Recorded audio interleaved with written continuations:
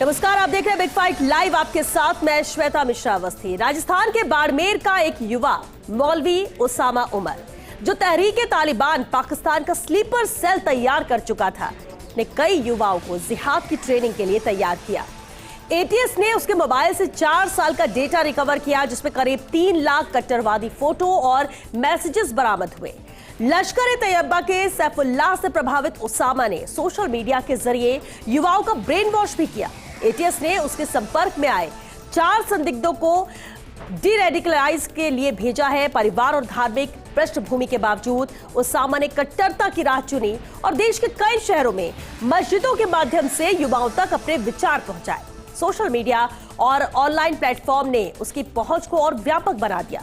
तो सवाल उठता है, कैसे पढ़े लिखे शिक्षित युवा भी कट्टरता की ओर खिंच जाते हैं? क्या ये सिर्फ व्यक्तिगत कमजोरी है या सोशल मीडिया और डिजिटल दुनिया ने इसे आसान और तेज बना दिया है? इसे रोकने के लिए शिक्षा, परिवार, समाज और डिजिटल जागरूकता की भूमिका कितनी अहम है? क्या नीति और कानून के स्तर पर भी ठोस कदम उठाना जरूरी है, ताकि युवा इस जाल में फंसने से बचें और कट्टरवाद की कोई नई सोशल फैक्ट्री न खड़ी हो? बेहद खास मुद्दा है, चर्चा आज इसी खास मुद्दे पर।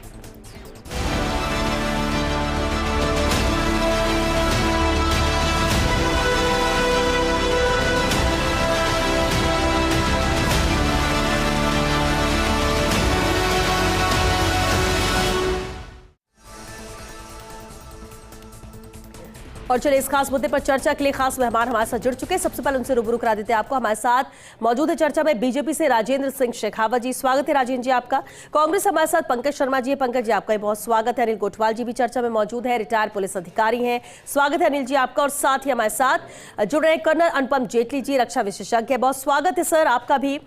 बेहद खास मुद्दा, और मैं आपसे शुरुआत करना चाहूंगी अनुपम जी, क्योंकि एक बड़ा एक्सपीरियंस भी आपका रहा है। समझना ये चाहेंगे कि आखिर वो क्या वजह है जो पढ़े लिखे शिक्षित युवा भी अब कट्टरवाद की ओर खींचे चले जा रहे हैं? इसमें सबसे बड़ी कमजोरी क्या इनकी खुद की है, परिवार को मानते हैं, या सोशल मीडिया का जिस तरह से व्यापक स्तर बढ़ रहा है वो इसमें मददगार साबित हो रहा है? पहले कहा जाता था कि पढ़े लिखे नहीं है, समझ नहीं है, इन्हें कोई भी बरगला सकता है, लेकिन आज के वक्त में जो मामले सामने आ रहे हैं, जो नाम सामने आ रहे हैं, वो पढ़े लिखे लोग हैं जो इसमें शामिल हैं।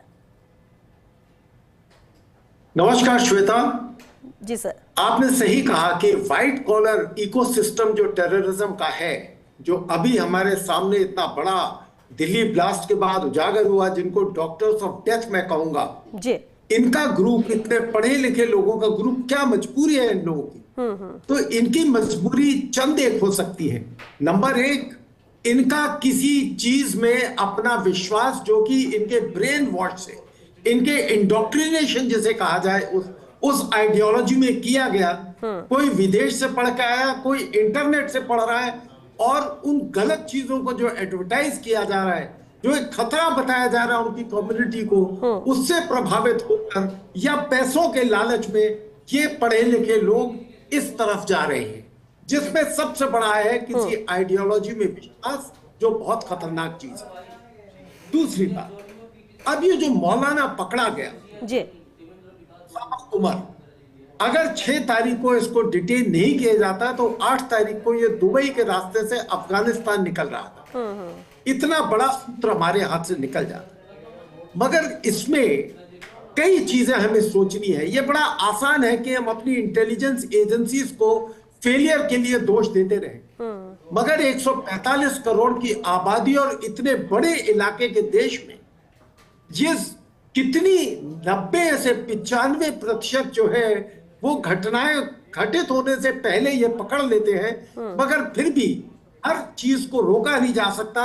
जिस तरह मैं क्रिकेट का आपको एक उदाहरण दूं कि बैट्समैन को 100 रन बनाने के लिए दर्जनों ओवर खेलने पड़ते हैं, मगर बॉलर को 1 बॉल चाहिए उसे आउट करने के लिए। तो ऐसी जो चीजें हैं, सुरक्षा एजेंसियों की कड़ी नजर है। ऐसा सोचना गलत है कि हमारी एजेंसियां विफल हैं। एजेंसियां काम कर रही है। हाँ, चूक है अगर अक्टूबर 25 को मंगत सिंह को अलवर से पकड़ा गया था और जयपुर में उसको रिमांड दी गई थी, तो हमें सोचना चाहिए था कि ये जो सेल्स हैं ये एक्टिव हो रहे हैं, और पहलगाम के बाद कुछ ज्यादा ही तेजी से एक्टिव हुए। अगर आप देखें, जितने सारी कम्युनिटी के लोग हैं, ऐसा नहीं कि केवल एक खास कम्युनिटी के लोग हैं, ज्योति मल्होत्रा के केस हम सबके सामने है, जो कि मई 25 में हुआ था। उस केस में ज्योति मल्होत्रा जो थी वो हिंदू थी, देवेंद्र सिंह और 2 लोग थे वो सिख से थे, पलक मसीह और सूरज मसीह क्रिश्चियन थे, और जाफर हसन और 3 लोग मुस्लिम कम्युनिटी से थे। तो ये लालच, ये जैसे जैसे इंटरनेट और सोशल मीडिया बढ़ेगा, लोग उतने ज्यादा टारगेट हो रहे हैं। हर घर में व्हाट्सएप है, हर पढ़ा लिखा और अनपढ़ आदमी व्हाट्सएप चला रहा है, उसको हनी ट्रैप किया जा रहा है, वीडियोस गलत बना के ब्लैकमेल किया जा रहा है, और हमें इस पर काबू लगाना पड़ेगा। जैसे कि चीन ने अपना सिस्टम बनाया हुआ है सॉफ्टवेयर का सारा, वो ना तो मेटा चलने देते हैं, ना लिंक्डइन चलने देते हैं, ना फेसबुक चलने देते हैं। हमें भी अपने ही ऐसे, जिस दिन हम इसको बना लेंगे, जी सर, हमारा देश पूर्ण सुरक्षित। बिल्कुल बिल्कुल ठीक कहा सर आपने। लेकिन राजेंद्र जी, ये जो धार्मिक संस्थान है, क्या उसमें निगरानी में हमारी तरफ से खामी है? क्या उनमें हम उतनी ज्यादा मॉनिटरिंग नहीं रखते हैं? क्योंकि ये जितने लोगों को ट्रेन किया जाता है, इनका इन्वॉल्वमेंट रहता है। ये जो स्लीपर सेल बनाया जा रहा है, अब अगर ओसामा की बात कर ले, जब इसका हिस्ट्री निकाली गई 4 साल की, तब समझ में आया कि कितने व्हाट्सएप, कितने फोटोज और कितने स्लीपर सेल इसने तैयार किए। प्रदेश सरकार इसे लेकर कितनी सख्त है और क्या मॉनिटरिंग यहाँ पर की जा रही है? किस चीज की जरूरत आपको लगती है? ऐसा है श्वेता जी, समय समय पर हमारी इंटेलिजेंस एजेंसियां हैं, ये धार्मिक जो भी संगठन है जो कट्टरता की ओर बढ़ रहे हैं, उनके ऊपर विशेष नज़र रखती है। और उसके अलावा जो इस तरह के शरण स्थल हैं, जिनके बारे में इस तरह की पहचान है कि इन स्थानों पर आतंकवादी गतिविधियों को प्रश्रय दिया जाता है, संरक्षण दिया जाता है, उनके ऊपर विशेष नज़र रखी जाती है। और इसी का परिणाम है कि ये टीटीपी का जो आतंकवादी है ये पकड़ा गया है। और हमारी जो इंटेलिजेंस एजेंसियां हैं पूरी तरह से सक्रिय है। आप देखिए कि फरीदाबाद में जिस तरह से जखीरा पकड़ा है, ये हमारी इंटेलिजेंस एजेंसियों की कामयाबी है कि उन्होंने समय रहते इस प्रकार की घटनाओं का पता लगाया और बहुत बड़ा जखीरा प्राप्त किया है। तो भारत सरकार की जो एजेंसियां हैं और स्टेट की जो एजेंसियां हैं, दोनों में बड़ा अच्छा समन्वय है। और समन्वय करके ही आप ये देखिए कि पिछले 10 सालों के अंदर जो आतंकवादी घटनाएं हैं उनमें काफ़ी कमी आई है। 2004 से और 14 के बीच में अगर हम देखते हैं तो 7,247 आतंकवादी घटनाएं हुई थी। और अगर हम 2014 से लेकर 2025 तक की बात करें तो 2047 घटनाएं हुई हैं। इससे स्पष्ट है कि हमारी एजेंसियां हैं वो पूरी तरह से सक्रिय है और पूरी तरह से आतंकवाद को काबू करने का प्रयास। बिल्कुल सक्रिय, इसलिए सवाल नहीं उठता। लेकिन अब सवाल ये है कि सक्रिय है, पहले से बहुत संख्या कम हुई है, लेकिन इन्हें शून्य पर कैसे ला जाए, इन्हें पूरी तरह से खत्म कैसे किया जाए? सबसे बड़ा सवाल है स्लीपर सेल को लेकर। कोई नहीं समझ पाता कि कौन स्लीपर सेल होगा। आपको लगता है कि बड़ा चैलेंज है इन्हें निकालना इस भीड़ से, समाज से, क्योंकि हमारे बीच के ही होते हैं? देखो, ऐसा है कि ये अंतर्राष्ट्रीय समस्या है। इस समस्या से विकसित देश अमेरिका, विकसित देश इंग्लैंड, ये लोग भी इसकी चपेट में हैं। भारत भी इससे अछूता नहीं है। तो भारत वर्तमान परिस्थितियों में जो पहले की बिगड़ी हुई स्थितियां थी उनको सुधारने का पूरा प्रयास कर रहा है। आप ये देखिए कि जिस तरह आतंकवादी घटनाएं केवल जम्मू कश्मीर और पंजाब तक ही सीमित रह गई है, देश के अन्य हिस्सों में मैं समझता हूँ 10 साल में पहली बार दिल्ली के अंदर ये घटना हुई है। बाकी 10 साल के अंदर ऐसी कोई बड़ी घटना पंजाब और जम्मू कश्मीर को के अलावा कहीं नहीं हुई है। ये सरकार की सबसे बड़ी सफलता है कि उसने आतंकवाद को पूरा काबू करने का प्रयास किया है। तो हम इस तरह की जो भी गतिविधियां होती है उसको आप ये मान के चलिए कि सरकार, इंटेलिजेंस एजेंसियां, सिक्योरिटी एजेंसियां, हमारे जो भी पैरामिलिट्री फोर्सेज, हमारी आर्मी वगैरह सब पूरी तरह से इसमें इस आतंकवाद को समाप्त करने में लगे हुए हैं और इस पर बहुत काबू पाया है। अब आप देखिए कहाँ 7,247 घटनाएं थी और कहाँ 2,000 के करीब घटनाएं। आप ये देखिए कि 1/3 घटनाएं रह गई है। उससे आप अंदाजा लगा सकते हैं कि हम लोग कितने सक्रिय। ठीक है पंकज जी, अब इस तरह के मामले सामने थे। अब देखिए इसमें क्योंकि देश का के लिए बड़ा मुद्दा है और हर सरकार इससे जूझी है, फिर केंद्र में चाहे कोई सरकार रही हो, राज्य में कोई सरकार, इसलिए सरकारों से तरह हम अगर बात करें राजनीति, क्या आपको लगता है कि राजनीतिक या धार्मिक तौर पर जिस तरह से ध्रुवीकरण हुआ है और इसलिए युवा भटक रहे हैं, वो मानसिक रूप से अपने आप को सुरक्षित नहीं महसूस करते और इसलिए उनको बरगलाना आसान हो जाता है, उनका ब्रेन वॉश करना आसान हो जाता है और इसलिए पढ़े लिखे भी इसकी जद में आ रहे हैं? नहीं, देखिए निश्चित तौर पे श्वेता जी, मैं एक बात जो अभी राजेंद्र जी कह रहे थे उनकी बात से सहमत हूँ कि बहुत सारे धर्मों में, भले वो ज्योति मल्होत्रा का केस हो, पलक मसीह का केस हो, और ये ओसामा वाला केस हो, इसके अलावा देवेंद्र सिंह जो पहले पकड़े गए थे बाद में छोड़ दिए गए उसका केस हो, ये तमाम ऐसे लोग हैं जो कट्टरवाद की तरफ बढ़ रहे हैं। और कट्टरवाद जो विचार हैं, उन कट्टरवाद विचारों के लिए एक पॉलिसी उनको कम करने के लिए, रेडिकलाइज करने के लिए पॉलिसी गवर्नमेंट को बनानी पड़ेगी और पॉलिसी कई स्तर पे बनानी पड़ेगी। आप देखिए जिस तरीके से आईटी में लगातार इनोवेशन हो रहे हैं, इनोवेशंस हो रहे हैं और इनोवेशन आज आर्टिफिशियल इंटेलिजेंस का दौर है, उस दौर में लगातार जिस तरीके से ये लोग कहीं पे भी कम्युनिकेट कर पा रहे हैं, भले वो डार्क वेब के थ्रू हो या डिस्कॉर्ड वगैरह हो, तमाम ऐसे प्लेटफॉर्म्स हैं जिसके थ्रू ये कम्युनिकेट कर रहे हैं। तो उन जो कम्युनिकेट कर रहे हैं उन प्लेटफॉर्म्स के लिए भी एक पॉलिसी आपको बनानी पड़ेगी, क्योंकि ये चैनल तो उन्हीं के पास, यही सोशल मीडिया का चैनल हो या और जो चैनल्स हैं IT के थ्रू वो चैनल्स हैं, तो उनके लिए भी पॉलिसी बनानी पड़ेगी और एक ओवरऑल एक पॉलिसी बनानी पड़ेगी कैसे इन लोगों को एक मुख्य धारा में लाया जाए, क्योंकि ये लगातार कट्टरवाद की तरफ बढ़ रहे हैं। हाँ, लेकिन जो लोग पकड़े गए हैं और जिनके क्योंकि इन्वेस्टिगेशन चल रहा है तो उनके खिलाफ तो कठोर से कठोर कार्रवाई होनी चाहिए। देश की संप्रभुता से, देश की सुरक्षा से किसी भी सूरत में कोई कॉम्प्रोमाइज नहीं होना चाहिए। और अभी राजेंद्र जी एक बात और कह रहे थे कि 2004 से 2014 के बीच में क्या क्या हुआ। मैं इनको कुछ आंकड़े जरूर बता देना चाहिए, आंकड़े बता रहे हैं वो सही नहीं है। 7800 से ज़्यादा घटनाएं इस सरकार के राज में हुई है और लगभग 3000 से ज़्यादा लोग मारे गए हैं। रियासी घटनाएं हुई, जी मैं बता देता हूँ आपको। रियासी की घटना हम सबको पता है, पहलगाम की घटना हम सबको पता है, पुलवामा की घटना हम सबको पता है, अमरनाथ की घटना हम सबको पता है, और जिस तरीके से पठानकोट एयरबेस पे जो घटना हुई वो हम सबको पता है, राजौरी की घटना हम सबको पता है।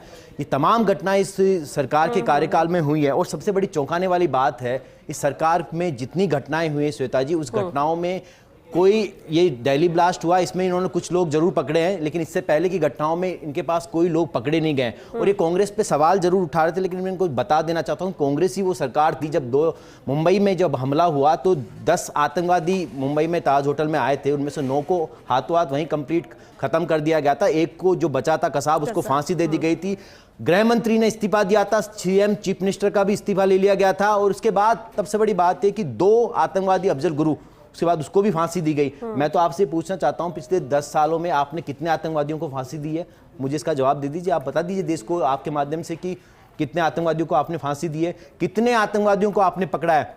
अब देख लीजिए ना, पहलगाम में इन्होंने स्केच जारी किए और बाद में एक इन्वेस्टिगेशन में पता चला कि वो स्केच भी झूठे थे। तो जिस तरीके से इन्वेस्टिगेशन में इन लोग, और मैं आपको एक और बात बता देना चाहता हूं श्वेता जी कि IB एंड रॉ में जो उनका फंड होता है, इस फंड को इन्होंने इस बार बजट में कम कर दिया है। लगभग 73 करोड़ का बजट इस बार कम किया गया है। पिछली बार ये 3966 करोड़ का बजट था, जो लगभग 3823 करोड़ का बजट हुआ है। तो ये बजट क्यों कम किया गया है? लगातार हम बाहरी और आंतरिक सुरक्षा से जूझ रहे हैं, फिर ये बजट कम क्यों किया गया? और जवाबदेही इस सरकार में किसी की तय है नहीं। अगर गृह मंत्री की बात की जाए तो गृह मंत्री कभी भी जवाबदेही लेने से ये कहते नहीं कि वो जवाबदेही लेके इस्तीफा देंगे। उनको कम से कम इस्तीफा देना चाहिए और किसी और को गृह मंत्री बना दीजिए अगर उनसे नहीं संभल रहा है तो देश। लेकिन कम से कम इस देश के सुरक्षा के प्रति जो जवाबदेही है उसको कम से कम उनको पूर्ण करना चाहिए। लेकिन एक्शन तो हो रहा है, कार्रवाई तो हो रही है। लेकिन ये ठीक है, आपने कहा कि पिछले आपने अपनी सरकार का जिक्र किया जब यूपीए की सरकार थी और आप एनडीए की सरकार की बात करें, मैं इस पर भी जवाब लूं।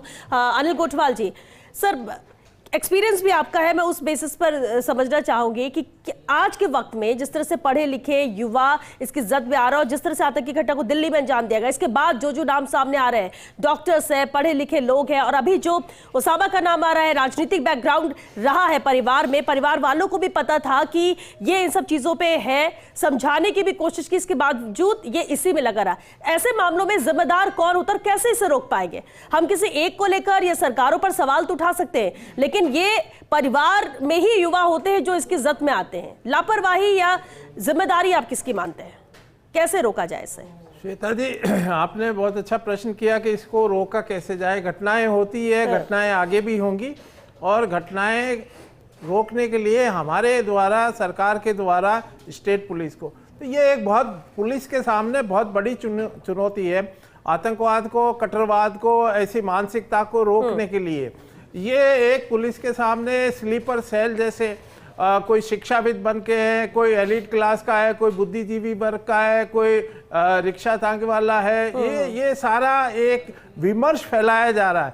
आज ये देखिए कि सामने आ चुका है कि ये पढ़ा लिखा बुद्धिजीवी वर्ग इन सबको एक साथ शामिल कर रहा है। तो हमारे सामने चुनौती ये है कि जो हमारे अगर कार्रवाई पुलिस करती है किसी पढ़े लिखे एलिट क्लास के खिलाफ, तो एक विमर्श फैला दिया जाता है कि ये पुलिस जो है ये गलत कार्रवाई कर रही है। लेकिन होता क्या है कि ये अभी आपने देखा ये पूरे एक डॉक्टरों की चैनल सामने आई है। तो मेरा ये मानना है कि पहले भी हमारे सामने चुनौती थी, आज भी चुनौती है। पहले हम फिजिकल कुछ सोर्सेज इंफॉर्मेशन डेवलप करके प्राप्त करते थे, यानी कोई मुखबिर लगाते थे किसी के पीछे। आज भी सोशल संगठन वगैरह जो है ये सारे सोशल मीडिया और टेक्नोलॉजी के इस युग के अंदर हमारे पास आज भी जो एक टेक्नोक्रेट्स की या इस तरह के इनको चेक करने की, इनके ऊपर सर्विलेंस रखने की, इनके ऊपर निगरानी रखने के लिए जो हमारी पुलिस को ट्रेनिंग और उसके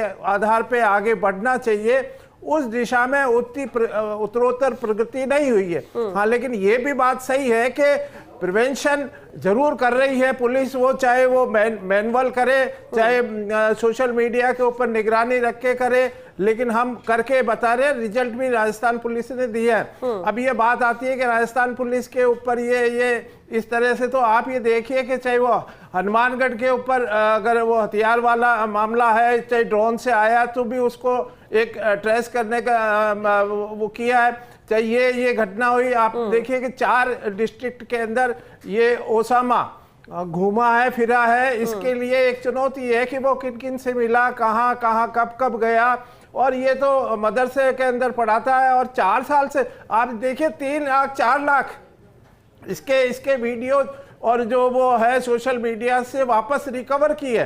तो ये एक बड़ी चुनौती है कि इस तरह के लोग, और वो विदेश में बैठे हुए, अफगानिस्तान में बैठे हुए सैफुल्लाह, और उसको फॉलो कर रहे हैं। तो ये फॉलोइंग वाली जो समस्या है हमारे, और कौन कौन इसके अंदर शामिल है, इसके ऊपर हमें ज़्यादा काम करने की जरूरत है ताकि प्रिवेंशन हो सके, हम रोक सके। ऐसी हमें ट्रेनिंग की और आवश्यकता बिल्कुल है। ठीक है आपने सर। राजेंद्र जी, अब क्योंकि इंटेलिजेंस भी काम कर रही है और यही वजह थी कि कई इनपुट्स पहले मिले थे और उससे रिलेटेड ही पहले ही कई बड़ी कार्रवाइयां की गई थी, फरीदाबाद की बात कर लेना, और इसके बाद फिर और चीजें भी सामने आई।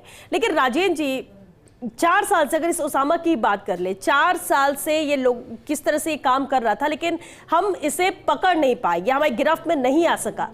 क्या मामले जब सामने आते हैं, कड़ी से कड़ी जोड़ते, तब सवाल ये कि इन जैसे लोगों को पहले ही कैसे शिकंजे में कसा जाए? क्या आपको लगता है कि उसके लिए कुछ और करने की जरूरत है? क्योंकि देखिए, हम सवाल जवाब या एक दूसरे पर आरोप लगा, उससे बेहतर है कि अगर इसमें सुझाव या कुछ अच्छे आइडियाज आ सके तो मुझे लगता है कि ये चर्चा करना ज्यादा वर्थ रहेगा। श्वेता जी, पहले तो मैं कांग्रेस के जो प्रवक्ता है उन्होंने जो गलत बयानी की है, गलत आंकड़े प्रस्तुत किए हैं, उसके लिए मैं इनकी आलोचना करता हूं कि इन्होंने सरेआम गलत आंकड़े सार्वजनिक रूप से, जो 2004 से लेकर 14 तक 7,217 आतंकवादी घटनाएं हुई थी, उसको इन्होंने कम बताया है। पूरा देश जानता है कि 2014 से लेकर 2025 तक आतंकवाद पे कितना काबू हुआ है। ये भूल गए इन्होंने। सबसे पहले तो पोटा एक्ट ही समाप्त कर दिया। आप ये देखिए कि जब आतंकवाद चरम सीमा पर था, तब भाजपा की सरकार ने पोटा एक्ट लागू किया था। 2004 में सबसे पहले कांग्रेस की सरकार जब आई तो उन्होंने पोटा एक्ट को समाप्त किया। पोटा एक्ट को क्यों समाप्त किया, आप सबको पता है। ये तुष्टीकरण की राजनीति करते हैं।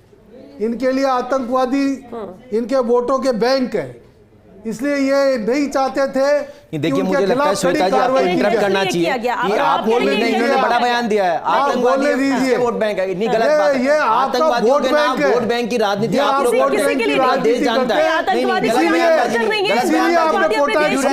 गलत बयानबाजी और आतंकवाद की घटनाएं बढ़ी, 7,247 घटनाएं आप जिस तरीके से घटित हुई, और आप 2014 से लेकर हाँ। 2024 एक बार आप मुझे कुछ करवा दीजिए। एक सेकंड। 2027 घटनाएं। चलिए एक लाइन में देखिए, comment देश जानता है। नहीं, सुन लीजिए सर, कैसे सुन लीजिए ना। 2005 के अंदर रामलला के टेंट पे जाकर ठीक है, कहां से कहां पहुंच रहे हैं, कहां से कहां पहुंच रहे हैं, इसमें दिक्कत यही है आप लोगों के साथ। जब मैंने फैक्ट से बात की, ऐसी चर्चा नहीं फैक्ट से बात होती। की, क्यों बोल रहे आपने हैं? फैक्ट से हम बोले बोले थे कि हम बीच में फैक्ट से comment मैं करो। बता देता हूं, अगर मैं आपको फैक्ट बीच में बोले मैं क्या? आपको फैक्ट बता हम देता हूं। आपके बीच में बोले। आपने गलत बयानबाजी हम की। आपके आपने बीच क्यों में कहा कि बोले। आतंकवादी हमारा कोई वोट बैंक गलत बयान नहीं है? आपने किया क्यों हमने। कहा आतंकवादी हमारा वोट बैंक है? गलत बयानबाजी आप कर रहे हैं। नहीं, सुन लीजिए आप मेरी बात। देखिए श्वेता जी, ये लगातार केवल राजनीति करते हैं ये लोग। ये चुनावी नारे में आप कर रहे हैं। सुन लीजिए ना, सुन राजनीति लीजिए, आप कर रहे ये हैं। आपका लगातार बोलने का चुनावी नारों समय के नहीं लिए है। देश की बोलने सुरक्षा का का समय उपयोग तो करते चलिए, हैं। आप ये लोग बार-बार राजनीति का प्रधानमंत्री बयानबाजी कर रहे हैं, इसमें नहीं सुनना।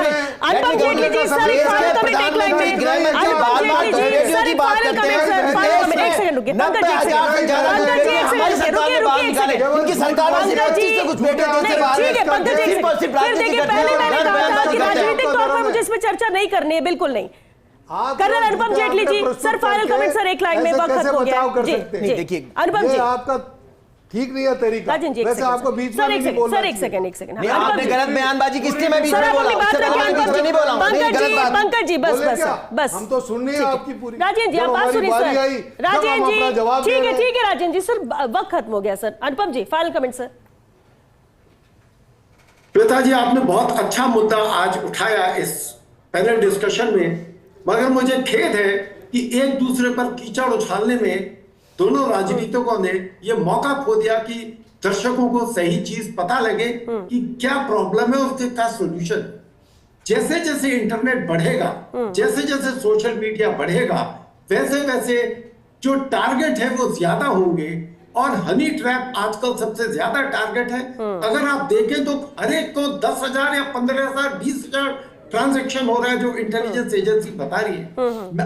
आप सबको पता है कि मैं खुद ब्लैक कैट्स में भी रहा हूं और सबसे बड़ी खुफिया एजेंसी रॉ में भी रहा हूं।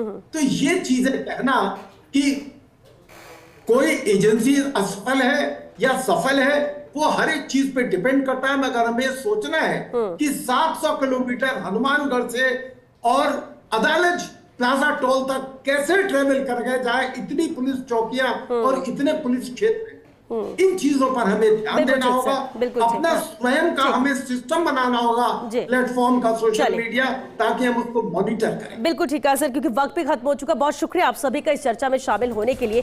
देखिए, सोशल मीडिया से रास्ता जाता है, कट्टरवाद कैसे इतना ज्यादा पनप रहा है, क्यों पढ़े लिखे युवा इसकी जद में आ रहे हैं, तमाम अहम सवाल है। आप सरकार को कोस सकते हैं, आप इंटेलिजेंस पर सवाल उठा सकते हैं, बहुत कुछ आप बैठे बैठे कर सकते हैं। लेकिन एक बात और सोचना है कि आप खुद कितने अलर्ट है, कितने सजग है, क्योंकि ये जो स्लीपर सेल है वो हमारे बीच में ही पनपते हैं, हमारे बीच में ही रहते हैं, हमारे बीच में ही रहकर प्लानिंग करते हैं, हमारे बीच के युवाओं को ब्रेन वॉश करते हैं और वो कामयाब भी होते हैं और हमारे घर के बच्चे निकल जाते हैं इसी गलत राह में। तो उन्हें रोकने के लिए जिम्मेदारी आपकी भी है, लेकिन सोचने के लिए ये जरूरी है कि आखिर पढ़े लिखे अगर इस ओर जा रहे हैं, गलत राह चुन रहे हैं और इतनी बड़ी घटनाओं को अंजाम देने में शामिल हो रहे हैं आपके घर के बच्चे, तो कहीं ना कहीं जिम्मेदारी आपकी भी बनती है। लापरवाही भी सामने है और जिस स्तर पर जिम्मेदारी होनी चाहिए क्या वो पूरी की जा रही, क्योंकि सवाल उठता है जांच को लेकर भी सवाल उठते हैं। अगर एक ईमानदार है तो आखिर कैसे ये सब अपनी जो मंशा है उस पर कामयाब हो जाते हैं, ये भी सोचने वाली बात है। बहरहाल बिग फाइट लाइव में आज के लिए बस इतना ही। नमस्कार।